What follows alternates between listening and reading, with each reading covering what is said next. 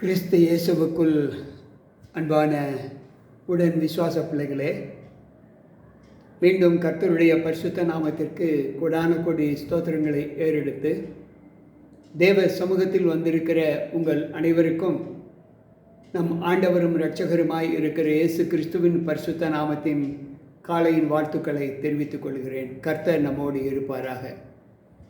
இந்த நாளிலும் தேவ செய்தியை கேட்க வந்திருக்கிற உங்கள் அனைவருக்கும் நம் ஆண்டவரும் இரட்சகருமாய் இருக்கிற இயேசு கிறிஸ்துவின் பரிசுத்த நாமத்தின் காலையின் வாழ்த்துக்களை தெரிவித்துக் கொள்கிறேன். இன்றைக்குரிய சத்தியம் என்னவென்றால், ரோமர் 6வது அதிகாரம் 23வது வசனம் சொல்லுகிறது, பாவத்தின் சம்பளம் மரணம். அதாவது சம்பளம் என்று சொன்னாலே நாம் செய்கிற பணிக்கு கிடைக்கக்கூடிய கூலி தான் சம்பளம். இன்றைக்கு பணியில் அமர்த்தப்பட்டிருக்கிற பிள்ளைகள் தினப்பணியாக இருந்தாலும் வாரப்பணியாக இருந்தாலும் அல்லது மாதப்பணியாக இருந்தாலும் அவர்களுக்கு அந்த கொடுக்கப்பட்ட அந்த நாளின் முடிவிலோ அல்லது வாரத்தின் முடிவிலோ அல்லது மாதத்தின் முடிவிலோ அங்கு கூலி கொடுப்பார்கள், சம்பளம். அதுதான் சம்பளம் என்று சொல்லப்படுகிறது. ஆனால் இன்றைக்கு யாரெல்லாம் பாவம் செய்கிறார்களோ அந்த பாவத்திற்கு சம்பளம் மரணம் என்று ஆண்டவர் சொல்லுகிறார். அப்படி என்றால் இந்த பாவம் என்றால் என்ன என்பதை நாம் முதலாவது தெரிந்திருந்தால் மாத்திரமே அதை நாம் செய்யாமல் இருக்க முடியும் என்று வேதம் சொல்லுகிறது. பாவம் செய்கிற ஆத்துமா சாகும் என்று எசேக்கியேல் 18:4 எசேக்கியேல் 18:20 வேதம் நமக்கு சொல்லியிருக்கிறது. அப்படி என்றால் பாவம் செய்கிற ஆத்துமா சாகும் என்றால் பாவம் என்றால் என்ன? அன்பு பிள்ளைகளே, இன்றைக்கு உலகத்தில் எத்தனையோ செயல்களுக்கு பாவம் என்று நாம் சொல்லலாம். ஆனால் வேதம் சொல்லுகிற பாவத்திற்கு விளக்கம் என்ன என்பதை நாம் சற்று யோசித்து பார்ப்போம். நன்மை செய்தால் மேன்மை இல்லையோ? நன்மை செய்யாதிருந்தால் பாவம் உன் வாசல் படியில் படுத்திருக்கும் என்றுதான் வேதம் நமக்கு கற்றுக் கொடுக்கிறது. ஆதியாகம புஸ்தகத்திலே நாம் 4வது அதிகாரம் 7வது வசனத்திலே இந்த வாசகத்தை வாசிக்கலாம். நன்மை செய்யாமல் இருந்தால் அது நமக்கு பாவம் என்று சொல்லுகிறார். யாக்கோபு 4:16 நாம் வாசிப்போம் என்றால் அங்கு ஆண்டவர் சொல்லுகிற வார்த்தை அதுதான், நீ நன்மை செய்ய அறிந்திருந்தும் அதை செய்யாமல் போனால் அது உனக்கு பாவம் என்று அங்கு வேதம் நமக்கு கற்றுக் கொடுக்கிறது. அன்பு பிள்ளைகளை, சற்று யோசிப்போம். நன்மை செய்ய அறிந்திருந்தோம் அதை செய்யாமல் போனால் அது நமக்கு பாவம் என்று யாக்கோபு 4:17 சொல்லுகிறது. அப்படி என்றால் நாம் யாருக்கெல்லாம் பிராணி இருக்கிறதோ, யாருக்கெல்லாம் பலன் இருக்கிறதோ அவர்கள் செய்யக்கூடிய நன்மையை செய்யாமல் இருந்தால் அது அவர்களுக்கு பாவம் என்று வேதம் சொல்லுகிறது. நீதிமொழிகளின் புஸ்தகம் 3வது அதிகாரம் 27வது வசனம் சொல்லுகிறது, நன்மை செய்யும்படி உனக்கு திராணி இருக்கும்போது அதை செய்யத்தக்கவர்களுக்கு நீ செய்யாமல் இராதே என்று சொல்லுகிறார்.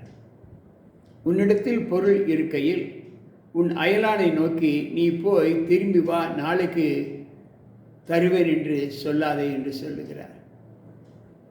அன்பு பிள்ளைகளே, இங்கே ஆண்டவர் சொல்லுகிற வார்த்தை, நன்மை செய்யாமல் இருந்தால் அது நமக்கு பாவம் என்று சொல்லுகிறது. 2வது பாவம் என்னவென்றால், நீதிமொழிகளின் புஸ்தகம் 24வது அதிகாரம் 9வது வசனம் இப்படி சொல்லுகிறது, தீய நோக்கம் பாவம் என்று சொல்லுகிறது. தீய நோக்கம் பாவம் என்று சொல்லுகிறது. அப்படி என்றால் தீய நோக்கம் பாவம் என்றால் என்ன? ஒரு கெட்ட சிந்தையோடு பார்ப்பது பாவம் என்று ஆண்டவர் சொல்லுகிறார். அன்பு பிள்ளைகளே, சற்று யோசிப்போம். பாவத்திற்கு விளக்கம் வேதாகமத்தில் என்னென்னவோ இருக்கிறது. ஆனால் இன்றைய சூழ்நிலையில் நாம் நம்முடைய அன்றாட வாழ்க்கையில் செயல்படுகிற காரியங்களிலே நமக்கு பாவம் எது என்று ஆண்டவர் சொல்லுகிறார். இங்கு வேதம் சொல்லுகிறது தீய நோக்கம் பாவம் என்று சொல்லுகிறார். அன்பு பிள்ளைகளே, இன்றைக்கு நம்முடைய வாழ்க்கையில் நாம் எந்த அளவு தேவனுக்கு இரக்கம் காண்பித்து அந்த இரக்கத்திற்கு சாட்சியாக நம்மை ஒப்புக் கொடுக்கிறோம் என்பதை யோசித்து பார்ப்போம். நீதிமொழிகள் 14:21 சொல்லுகிறது, பிறனை அவமதிக்கிறவன் பாவம் செய்கிறான். மற்றவர்களை உதாசீனப்படுத்துவது, ஒரு பொருட்டாக எண்ணாமல் இருப்பது பாவத்திற்கு சமம் என்று ஆண்டவர் சொல்லுகிறார். சற்று யோசிப்போம். தீய நோக்கம் பாவம் என்று சொல்லுகிறோம். ஒரு மனிதனையோ அல்லது ஒரு மனுஷியோ நாம் பார்க்கும்போது நம்முடைய பார்வைக்கு சற்று அருவருப்பாய் காணப்பட்டால் அதை உதாசீனப்படுத்துகிறோம், அதை அவமதிக்கிறோம். அது பாவம் என்று சொல்லுகிறார். மற்றொன்று ஆண்டவர் சொல்லுகிற வார்த்தை என்னவென்றால், மத்தேயு எழுதின நற்செய்தி நூல் 5வது அதிகாரத்திலே ஆண்டவர் சொல்லுகிற வார்த்தை, நான் உங்களுக்கு சொல்லுகிறேன், ஒரு ஸ்திரியை இச்சையோடு பார்க்கிற எவனும் தன் இருதயத்திலே அவளோடு விபச்சாரம் செய்தாயிற்று. தீய நோக்கம் பாவம் என்று படித்தோம். இங்கு ஆண்டவர் சொல்லுகிறார், ஒரு பெண்ணை, ஒரு ஆணை இச்சையோடு கெட்ட சிந்தையோடு மோக நோக்கத்தோடு பார்ப்பது பாவம் என்று ஆண்டவர் சொல்லுகிறார். அப்படி என்றால் நம்முடைய பார்வை எப்படி இருக்க வேண்டும்? சற்று யோசிப்போம். நீதிமொழிகளின் புத்தகம் 4வது அதிகாரம் 23வது வசனத்தை நாம் வாசிப்போம் என்றால், அங்கு ஆண்டவர் சொல்லுகிறார், எல்லா காவலோடும் நீ இருதயத்தை காத்துக்கொள், அதனிடத்திலிருந்து ஜீவ ஊற்று புறப்படும் என்று சொல்லுகிறார். எல்லா காவலோடும் உன் இருதயத்தை காத்துக்கொள். அப்படி என்றால் நாம் பாவம் செய்யாதபடி இருக்க வேண்டும் என்றால் நம்ம இருதயத்தை காத்துக்கொள்ள வேண்டும். பின்பு எப்படி நோக்க வேண்டும் என்றால், நீதிமொழிகள் 4:25 சொல்லுகிறது, உன் கண்கள் நேராய் நோக்க கடவது, உன் கண் இமைகள் உனக்கு முன்னே செவ்வையாய் பார்க்க கடவது என்று சொல்லுகிறார். தீய நோக்கம் பாவம் என்றால் நம்முடைய பார்வை எப்படி இருக்க வேண்டுமா? செம்மையாய் இருக்க வேண்டும், நேராய் இருக்க வேண்டும் என்று ஆண்டவர் சொல்லுகிறார். அடுத்து அவர் சொல்லுகிறார், நீதிமொழிகள் 6:25 சொல்லுகிறார், உன் இருதயத்தில் அவள் அழகை இச்சியாதே, அவள் தன் கண் இமைகளினால் உன்னை பிடிக்க விடாதே என்று சொல்லுகிறார். நாம் செம்மையாக பார்க்கும்போது அது நமக்கு அந்த இச்சை வராது. ஆனால் நாம் இச்சையோடு பார்க்கிற அந்த பார்வை நமக்கு பாவத்தை விளைவிக்கும் என்று ஆண்டவர் சொல்லுகிறார். அடுத்து நீதிமொழிகள் 7:25 சொல்லுகிறது, உன் இருதயம் அவள் வழியிலே வேண்டாம், சாய வேண்டாம், அவள் பாதையிலே மயங்கி தெரியாதே என்று சொல்லுகிறார். அன்பு பிள்ளைகளை, தீய நோக்கத்திற்கு இவ்வளவு விளக்கங்களை ஆண்டவர் வேதாகமத்தில் சொல்லுகிறார். இன்றைக்கு வாலிப உள்ளங்கள் தங்களுக்கு பிடித்தமான ஆணையோ பெண்ணையோ நேசிக்கும் போது, அன்பு கூறும்போது, அந்த அன்பு இச்சையாக மாறாமல் அது தேவனுக்கு உகந்த அன்பாக காணப்பட வேண்டும் என்று ஆண்டவர் சொல்லுகிறார். இன்றைக்கு வேதம் சொல்லுகிறது, கர்த்தர் 6 காரியங்களை அருவருக்கிறார், 7ம் அவருக்கு அருவருப்பானது என்று சொல்லிவிட்டு அதில் முக்கியப்படுத்தி காண்பிக்கிற ஒரு சத்தியம் என்னவென்றால், நீதிமொழிகள் 30:19 சொல்லுகிறது, ஒரு கன்னிகையை நாடுகிற மனுஷனுடைய வழியுமே என்று சொல்லுகிறார். ஒரு கன்னிகை நாடுகிற மனுஷனுடைய வழியுமே என்று சொல்லுகிறார். அன்பு பிள்ளைகளே, இன்றைக்கு நம்முடைய வாழ்க்கையில் நாம் இந்த பாவத்தின் பலவீனத்திலிருந்து நாம் விடுதலை ஆவதற்கு என்ன முயற்சிகள் எடுக்கிறோம்? ஒரு ஆணையோ ஒரு பெண்ணையோ இச்சையோடு பார்க்கும்போது அது பாவம் என்று சொல்லுகிறார். நம்முடைய கண்கள் நேராய் நோக்க கடவுது என்று சொல்லுகிறார். அன்பு பிள்ளைகளை, அப்படி என்றால் நாம் நம்முடைய வாழ்க்கையில் நமக்கு கொடுக்கப்பட்ட காலத்தின் தீர்மானங்களிலே நாம் ஆணையோ பெண்ணையோ எப்படி பார்க்க வேண்டும் என்று வேதம் நமக்கு கற்றுக் கொடுக்கிறது. சற்று யோசித்து பார்ப்போம். ஒவ்வொரு நாள் ஜீவிதத்திலேயும் நாம் ஆண்டவருக்குள் படுகிற பிரயாசங்கள் எந்த அளவு நம்மை பலவீனப்படுத்துகிறது அல்லது ஆண்டவருடைய சமூகத்தில் உற்சாகப்படுத்துகிறது என்பதை சற்று யோசித்து பார்ப்போம். 1 தீமோத்தேயு 5வது அதிகாரம் 2-3வது வசனம் சொல்லுகிறது, முதிர் வயதுள்ள ஸ்திரீகளை தாய்களைப் போலவும் பாலிய ஸ்திரீகளை கற்புடன் சகோதரிகளைப் போலவும் பாவித்து புத்தி சொல்லு என்று சொல்லுகிறார். உத்தம விதவைகளே ஆகிய விதவைகளை நீ கனம் பண்ணு என்று சொல்லுகிறார். அன்பு பிள்ளைகளே, இன்றைக்கு நம்முடைய மனம் நாடுவதெல்லாம் என்ன? இந்த உலகத்தில் இன்றைக்கு நாட்டம் எதற்கு அதிகமாக முக்கியத்துவம் கொடுக்கிறது? இச்சைக்குத்தான். அதிலும் இந்த வாலிப பிராயத்திலே விளைகிற இச்சை இருக்கிறது அல்லவா, அது மிகவும் கேட்டை கொண்டு வந்து நமக்கு முன்பாக நிறுத்தும். எனவே பாவம் செய்கிற ஆத்மாவை சாகும் என்று சொல்லும்போது பாவத்தை குறித்து ஆண்டவர் சொல்லுகிறது என்னவென்றால், விக்கிரகங்களை சேவிப்பது அதை காட்டிலும் பெரிய பாவம் என்று ஆண்டவர் சொல்லுகிறார். விக்கிரக ஆராதனைக்கு விலகி ஓடுங்கள் என்று ஆண்டவர் சொல்லுகிறார். மனுஷனால் படைக்கப்பட்ட ஒரு பொருளை நாம் உயிருள்ளதாக பாவித்து அதை வணங்குவது தவறு என்று ஆண்டவர் சொல்லுகிறார்.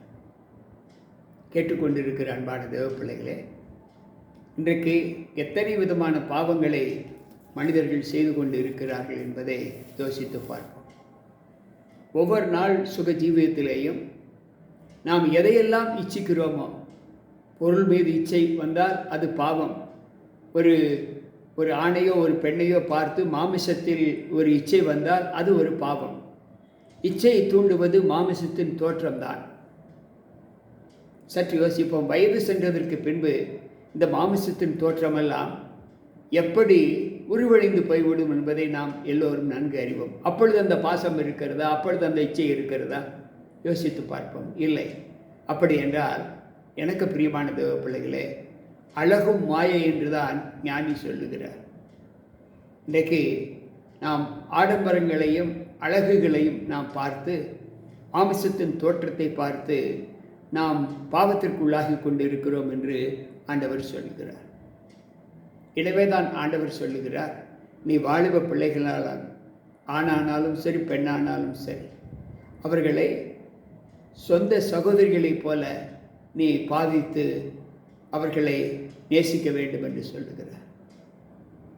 இன்றைக்கு இந்த எண்ணங்கள் எத்தனை பேருக்கு இது விளக்கப்பட்டு இருக்கிறது என்பதை நாம் நன்கு அறிவோம்.